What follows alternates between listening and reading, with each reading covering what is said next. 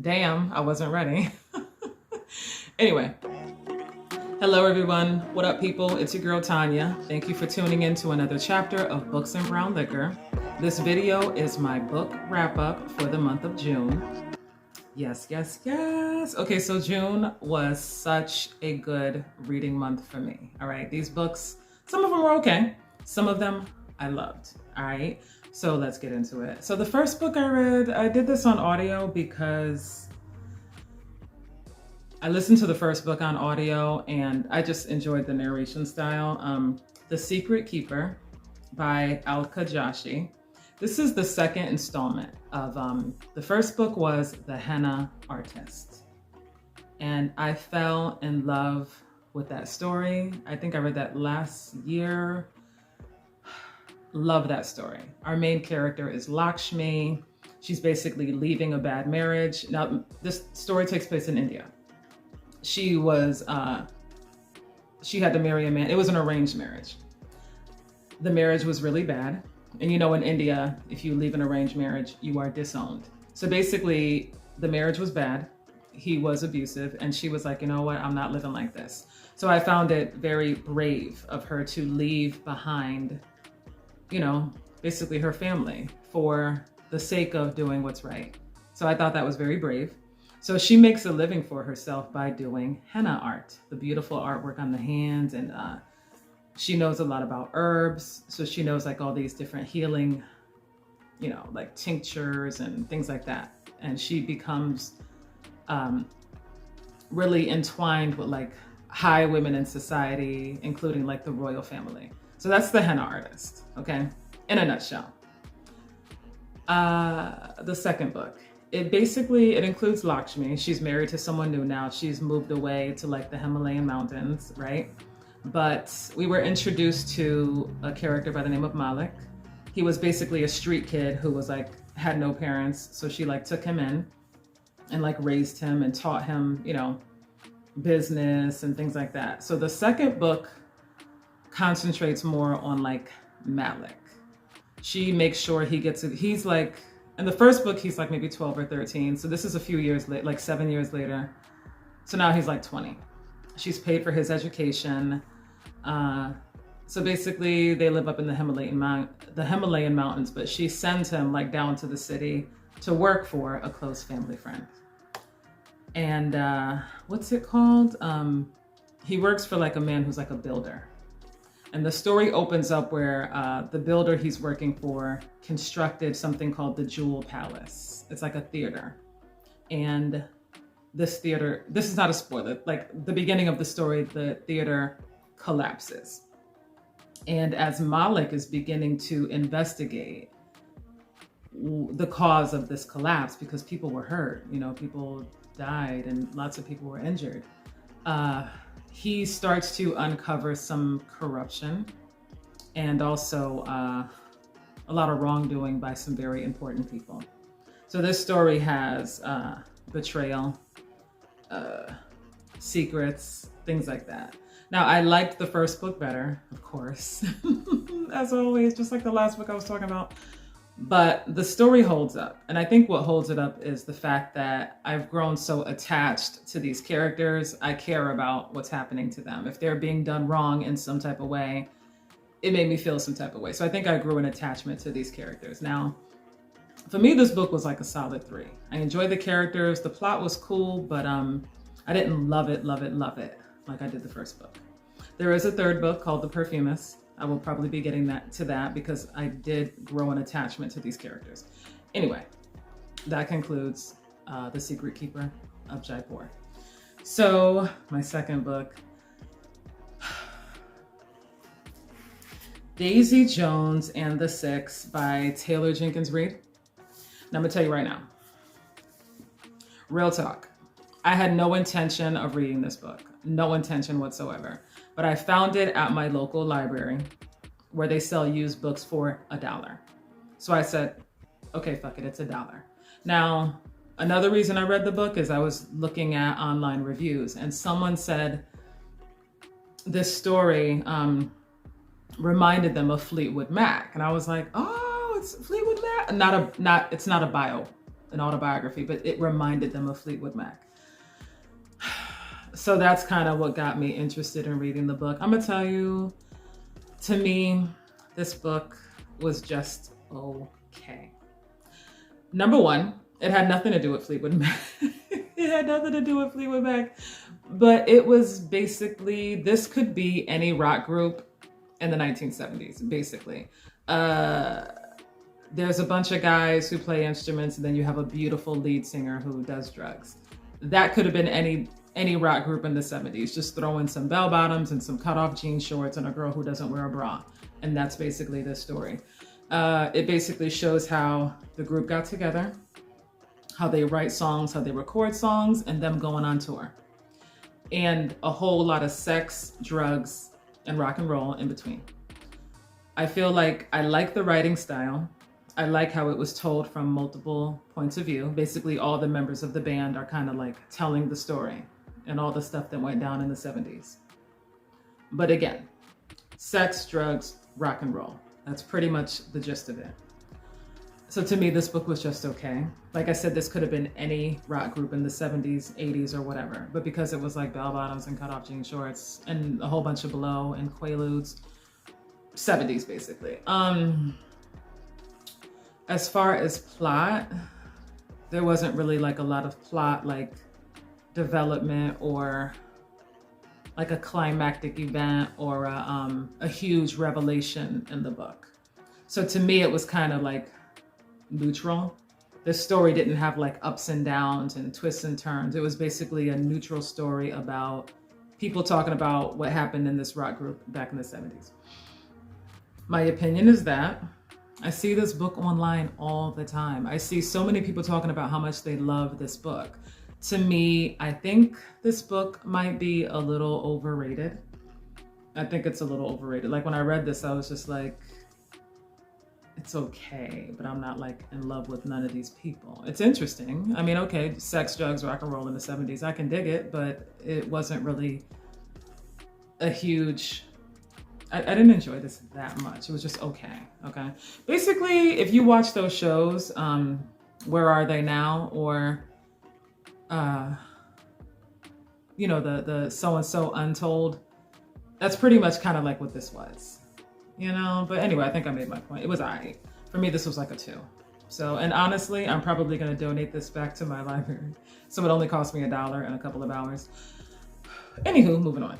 The next book, oh my God. The next book, I love this book so much. I love this book so much. First of all, let's talk about the cover. A phoenix first must burn. Now, this book is edited by Patrice Howell, but it is 16 short stories. Now, I love how it says 16 stories of Black girl magic, resistance, and hope. I thoroughly enjoyed every single one of these stories, some more than others. I literally had stories that I loved that I did not want to end. But what I love is that all of the characters are like all parts of the spectrum. They're heroic, they're brave, they're smart, they're cunning. Like there's one, what is it? There's one story where like this girl is kind of a loner and she loves vampire stories. And I love how like she references the story Fledgling by Octavia Butler. Because in the beginning, this book is dedicated to Octavia Butler and Toni Morrison.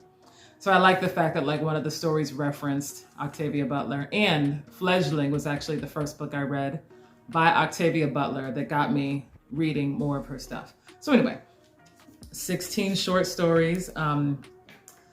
Like I said, Black girl magic, very powerful, some sci-fi, some paranormal stuff, some fighting and stuff that I love.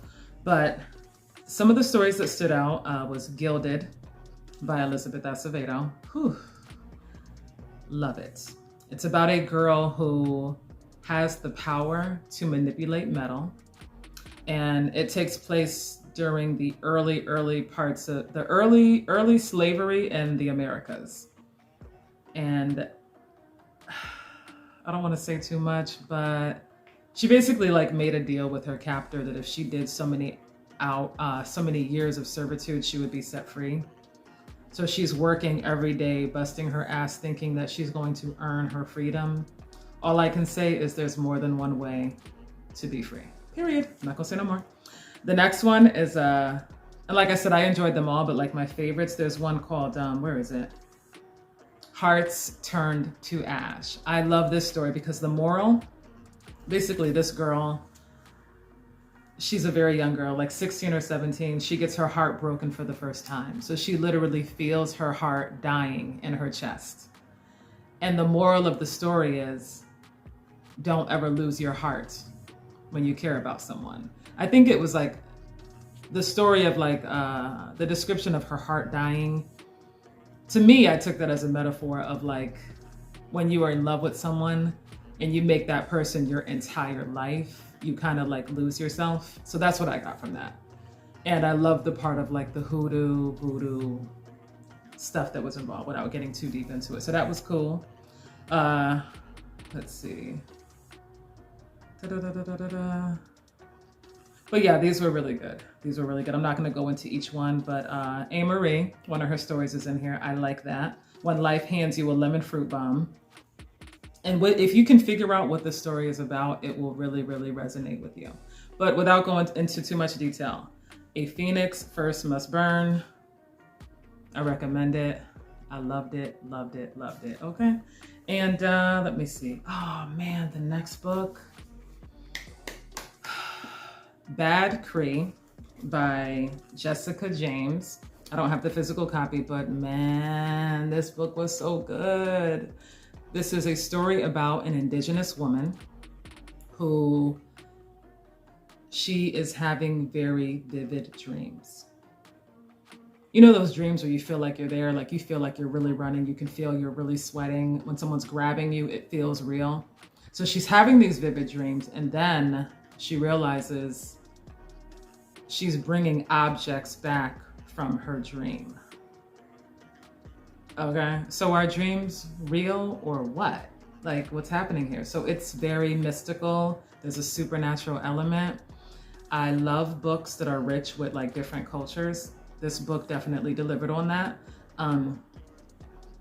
Basically, a couple things are happening in this book, not just the dreams and their vividness. And basically, she's being terrified by these dreams. She's dealing with grief. She lost 2 family members. And her way of dealing with grief is avoidance. So she kind of moves away from her family to kind of like, she kind of isolates herself because she doesn't want to deal with the grief out loud. She's kind of like avoiding it. So these dreams that she's happening, they're getting worse and more dramatic. And it's almost like the dreams are a character itself, because are the dreams trying to tell her something? Is there a message in these dreams? And I'm trying to say it without saying it. But like I said, so she's dealing with grief. She's having these dreams. So she's thinking, okay, if I go back home to my family, maybe they can help me heal. So she learns more about her family's history with dreams. Dreams are not just a thing that you close your eyes and your imagination goes wild. In this book, dreams have a purpose. Some people, they're a warning. Some people, it lets you know what's going to happen, like if something is coming. For her, her dreams lead to something so much more. It's letting her know, I can't say it without spoiling it. Let's just say there's a reason she's having these dreams. Something or someone is trying to let her know something very important. I know that sounds vague, but I can't really say it without giving it away. This story is amazing. I love this story. So like I said, indigenous people, an indigenous family. I love the culture. I love the family dynamics. And then the creepy shit, like when you find out what's going on in the end, it delivers. This book holds up. Love it, love it, love it. I recommend it. This is a 5. Bad Cree, Jessica James. And then the last book, which I see a lot of mixed reviews on, but I love the cover. I love the cover. Black Candle Women by Diane Marie Brown. I see a lot of mixed reviews on this book, and I just want to say, I understand both. Some people are like, I loved it. It was cool. I'm going to tell you right now, this book is Practical Magic meets Eve's Bayou. Okay? So think of Practical Magic. two sisters in a house. There's a family curse. But is it like an epic tale that's life-changing? No. Is it entertaining? Yeah. Is it fun? Yeah. That's what this book is. It's entertaining. There were no epic revelations. There were no life-changing, nothing to write home to mom about. But if you like Eve's Bayou and practical magic, you would probably like this book. So basically, they're called the Montroses, right? The Montrose family. You have 3 generations of women living in one house. Augusta is the grandmother to 2 sisters, Victoria and Willow. And then Victoria's daughter, Nikki. Okay? There is a curse that was placed on this family back in the 1950s, where whoever they fall in love with will die. So what sets this book in motion is Nikki, it's her 17th birthday, and she brings home a young friend, a young male friend by the name of Felix. Obviously, she likes him. Her mother goes into a straight panic. Oh my God, the curse, he's gonna die. We gotta stop her. So instead of just being honest with her about the curse, she basically restricts Nikki's life like she's a damn prisoner. Like, that was irritating, number 1. Number 2, Vicky and Willow are sisters, and the way they handle the curse is like complete opposites. Victoria's like, look, I'm just never gonna fall in love. I'm never gonna date anybody. I'm never gonna leave the house. I'm just going to live this very black and white, bleak existence. And I've resigned the fact that I'm not gonna be happy again. Cool. What? No. Willow is the exact opposite, where she's like, look, okay, so there's a curse that if I fall in love, men will die. All right, cool. So what we're gonna do, we're gonna go out dancing. We're gonna go out drinking. I'm gonna go back to his place, get in, get out before anybody can catch feelings and nobody gets hurt. Pull out my phone, swipe left, rinse, repeat. Cool, that works too. So Willow was like, fuck your curse. I'm still living my best life, right? So I love that about Willow. She was probably my favorite character. And then we have Nikki. Poor Nikki.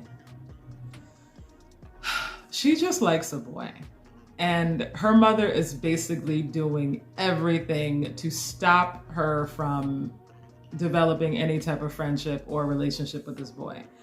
So instead of coming out and saying that, she's like, you're not allowed to do this, you can't do that, you can't do that. Like, so she basically just puts her completely on restriction. So throughout the book, I feel so much angst and pity for Nikki because her mother's not explaining to her why she's behaving this way. She's just making her life a fucking living hell. And when you're a teenager and you live in your mama house, I mean, what can you do? So the girl's like a prisoner. I feel so bad. And then we have Augusta, the grandmother to Willow and Victoria.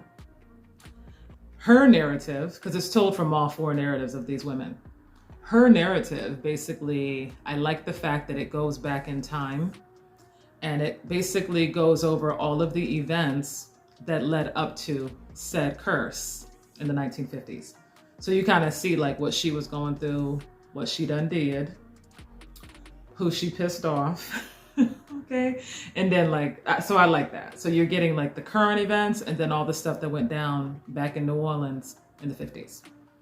Solid book for me. Again, not an epic plot twist, not a life-changing revelation, but if you enjoyed practical magic, this is basically practical magic with Black women. Okay, so for me, this is like a 3.